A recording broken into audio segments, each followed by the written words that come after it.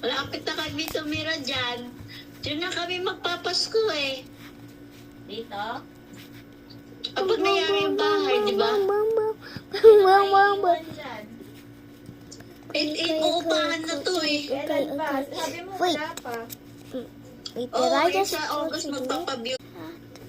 Kailangan matapos yan eh. Mm, Kasi baka September, pagka nag-viewing ng August, by September kukuha. Mabilis lang yun, ma. Pag naumpisa niyo ng August,